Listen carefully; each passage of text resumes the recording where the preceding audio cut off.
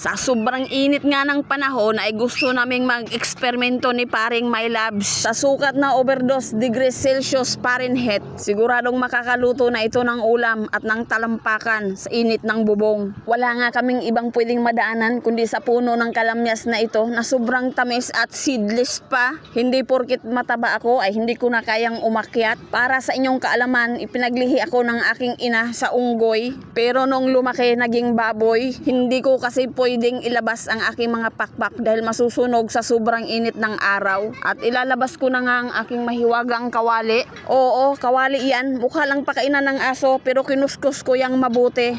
At ibinilad muna namin ng 1 oras ang kawaling yan para uminit ng todo. At nang lumipas ang humigit kumulang, ay binuksan na nga ni paring Dudong ang mantika. Nilagyan ang kawali at nilaklak ang iba. Hoy, wag gano. Nakahanda na nga ang 2 itlog niya at babasagin na ang isa. Ay, sandali, baka matapon yung mantika. Pwede pa yung panglaba. Bilis-bilisan mo naman pare. Mas nauna pa tayong matusta kaysa sa itlog na yan. Noon ngang nakaraang taon ay gumawa na rin kami ng ganitong eksperimento. At sa kabutihang palad, meron kaming 50 views. Malay natin ngayon, maging 70 views na. Maraming salamat nga sa aking kapatid na napakaganda, si Annie Rose Elipante, IST Infante, sa walang sawang pag-share sa aming mga videos. At dahil dyan, kapag naluto ang itlog na ito, ay ibibigay ko na sa'yo. Dahil hindi na nga namin kaya ang init ng araw, habang naghihintay, sumiksik muna kami sa mga ilalim ng dahon ng kalamyas. Guys, balikan ko na yung niluto namin ha.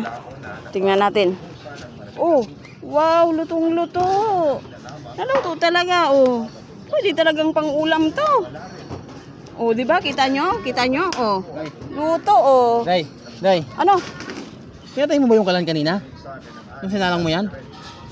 Naku na po kayo. Huwag ka maingay. Ha? Ano na? Ay, oo nga pala. Nalimutan ko. Vlog nga pala to. Nalaman tuloy nila na sa kalan niya niluto. Ang ingay mo talaga. Isipain kita ngayon. Ano?